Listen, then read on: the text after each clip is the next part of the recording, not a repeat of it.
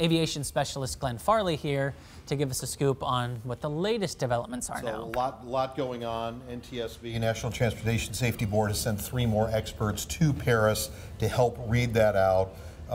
We have part of NBC's interview with the acting director of the FAA, Dan Elwell, this morning, talking about we may not get all the channels off of the chip, which is the flight data recorder, which was recovered. And he said that could be frustrating. But the new modern flight data recorders record a tremendous amount of information, but we understand it is damaged, so we'll have to see what we get out of that. The more we can get, the better. Meanwhile, in Ethiopia, we have been learning through NBC that they have found a jackscrew. This is a device that moves the horizontal stabilizer up and down, and it was found in such a position that it would be consistent with what we were told by the FAA yesterday, which is this sort of up and down porpoising idea, speeding up, slowing down, speeding up, slowing down, that was consistent with that other MAX 8 crash back in Indonesia last year. So, as I said yesterday, it was a combination of physical, now we know what that is, and the actual ADS-B data from the airplane that says, hi, this is what I was doing. So at least we have part of that in terms of what the airplane transmitted to us.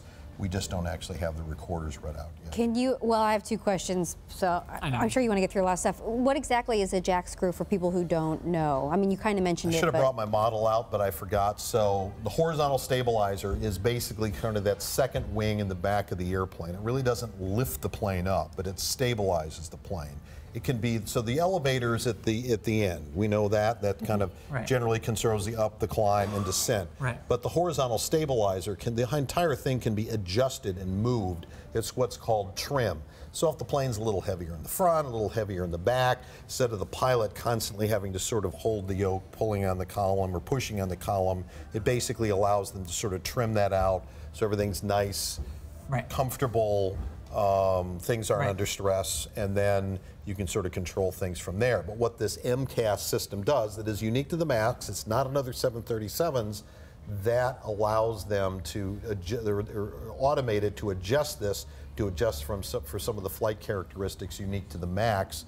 The problem going back to Indonesia is pilots said we weren't informed of that. It sort of ran in the background, but if it gets an error, data input error, which makes the plane think it's doing something that it's not doing, they think that may have been what led to this crash. That resulted in an airworthiness directive from the FAA back in November. Okay, and another question. We talk about we might not get official answers for 3 to 6 months. They're still cranking out planes. Production for Boeing, are they continuing? We already know this could cost them billions. Is it going to cost jobs?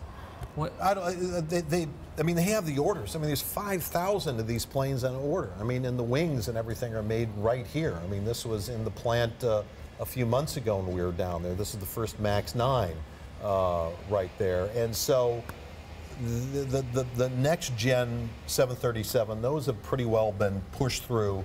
Pretty much everything coming out now is the MAX. They're going to continue to produce them. What I suspect will happen is they are going to be allowed to ferry those planes around, so we could see them go to Moses Lake, we could see them go to other airports around the region until they can finally find out what the baseline of this is and figure out what the fix ultimately is.